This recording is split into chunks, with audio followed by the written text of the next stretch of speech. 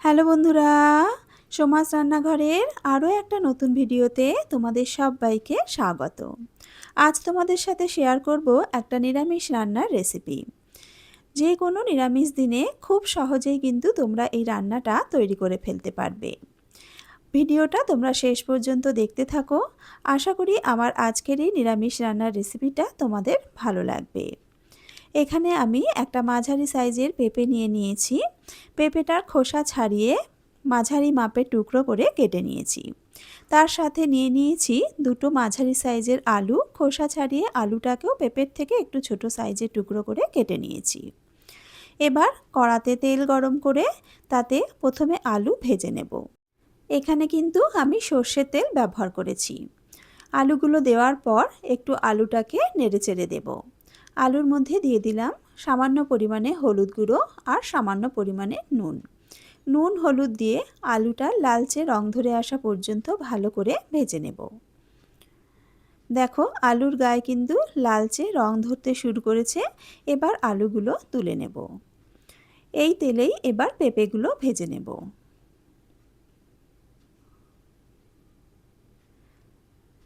পেঁপেগুলো দিয়ে দেওয়ার পর পেঁপের মধ্যেও সামান্য একটু নুন আর সামান্য একটু হলুদ গুঁড়ো দিয়ে দেব। নুন হলুদ দিয়ে পেঁপেটাকেও লালচে করে ভেজে নেব।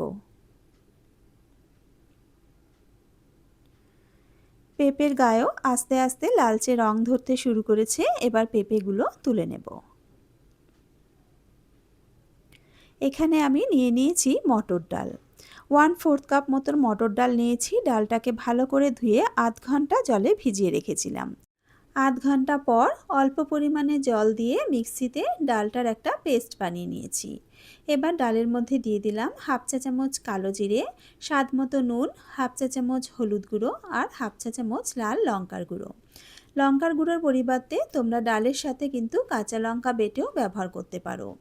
এবার সমস্ত উপকরণগুলো ডালের সাথে খুব ভালো করে মিশিয়ে নিতে হবে।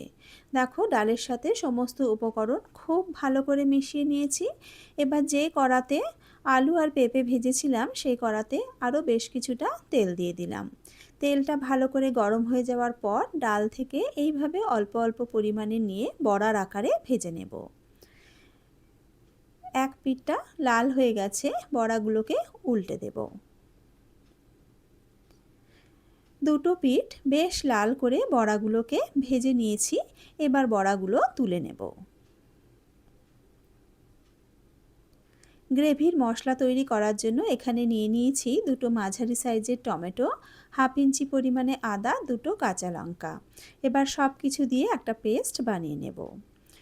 বড়া ভাজা তেলের মধ্যেই ফোড়নের জন্য দিয়ে দিলাম দুটো থেতো করা ছোট এলাচ, দু টুকরো দারচিনি আর হাফ চা চামচ গোটা জিরে। ফোড়নটাকে হালকা করে ভেজে নিয়েছি। এবার তৈরি করে রাখা আদা আর টমেটোর পেস্টটা দিয়ে দিলাম। মশলাটাকে কিন্তু একটু ভালো করে কষিয়ে নিতে হবে। মশলাটা দেখো বেশ ভাজা ভাজা হয়ে গেছে। এই সময় মশলার মধ্যে দিয়ে দিলাম এক চা চামচ কাশ্মীরি লঙ্কার গুঁড়ো। এই সময় কাশ্মীরি লঙ্কার গুঁড়োটা দিলে কিন্তু তরকারির রঙটা খুব সুন্দর হয়। কাশ্মীরি লঙ্কার গুঁড়োটা ভালো করে মিশিয়ে নিয়ে তারপর একে একে দিয়ে দিলাম স্বাদ মতো নুন, হাফ চা চামচ হলুদ গুঁড়ো, এক চা চামচ ধনে গুঁড়ো আর এক চা চামচ জিরে গুঁড়ো। আবারও মশলাটাকে ভালো করে মিশিয়ে নিলাম। এবার অল্প পরিমাণে জল দিয়ে দিলাম মশলাটা কষানোর জন্য। জল দিয়ে মশলাটাকে ভালো করে কষিয়ে নেব। আমি যেহেতু এখানে কাঁচা লঙ্কা ব্যবহার করেছি তাই আলাদা করে আর লঙ্কার গুঁড়ো ইউজ করিনি। তোমরা যেরকম ঝাল পছন্দ করো সেই রকম কিন্তু লঙ্কার ব্যবহারটা করে নেবে। মশলাটাকে ভালো করে কষিয়ে নেওয়ার পর ভাজা আলু আর পেঁপেটা দিয়ে দিলাম। মশলার সাথে আলু পেঁপে দিয়ে মিনিট খানেক মতন কষিয়ে নিয়েছি। এবার জল দিয়ে দিলাম। যেহেতু বড়া দেব তাই কিন্তু জলের পরিমাণটা একটু বেশি দিতে হবে, কারণ বড়া কিন্তু অনেকটা ঝোল টেনে নেয়। জলটা দিয়ে একবার ভালো করে মিশিয়ে নিয়েছি। গ্রেভিটা ফুটে ওঠার পর চাপা দিয়ে 5 মিনিট রান্না করে নিলাম। 5 মিনিট পর চাপাটা তুলে আবারও একবার ভালো করে নাড়াচাড়া করে নিলাম। এবার ভেজে রাখা ডালের বড়াগুলো দিয়ে আবারও একবার ভালো করে মিশিয়ে নিলাম। 1 চা চামচ দিয়ে দিলাম ভাজা মশলার গুঁড়ো, হাফ চা চামচ দিয়ে দিলাম চিনি আর 1 চা চামচ দিয়ে দিলাম ঘি। ভাজা মশলা, ঘি আর চিনিটা দিয়ে আবারও একবার ভালো করে মিশিয়ে নেব। এবার একদম লো আঁচে 2 মিনিট চাপা দিয়ে হতে দেব। বড়া দেওয়ার পর কিন্তু খুব বেশিক্ষণ ফোটানো যাবে না, বড়াগুলো খুব নরম, তাই বেশিক্ষণ ফোটালে কিন্তু বড়াগুলো ভেঙে যেতে পারে। 2 মিনিট পর চাপাটা তুলে নিলাম, আবারও একবার হালকা হাতে নাড়াচাড়া করে নিলাম। এর থেকে আর বেশি শুকনো শুকনো করব না। এবার নামিয়ে গরম গরম সার্ভ করে নেব। তৈরি হয়ে গেল আলু, পেঁপে আর ডালের বড়া দিয়ে তৈরি একটা দুর্দান্ত স্বাদের নিরামিষ রেসিপি। যারা পেঁপে খেতে পছন্দ করে না, এই রেসিপিটা তৈরি করে দিলে কিন্তু তারাও চেটেপুটে খেয়ে নেবে। দুপুরের গরম গরম সাদা ভাতের সাথে খেতে কিন্তু দুর্দান্ত লাগে। আশা করি আমার আজকের এই রেসিপিটা তোমাদের ভালো লেগেছে। যদি ভালো লেগে থাকে বাড়িতে কিন্তু অবশ্যই একবার ট্রাই করো। ভিডিওটা ভালো লেগে থাকলে লাইক ও শেয়ার করে দিও। এরকমই নতুন নতুন ভিডিওর আপডেট পেতে চ্যানেলটা সাবস্ক্রাইব করে বেল আইকনটা প্রেস করে নিও। আবারও হাজির হয়ে যাব নতুন রেসিপির সাথে।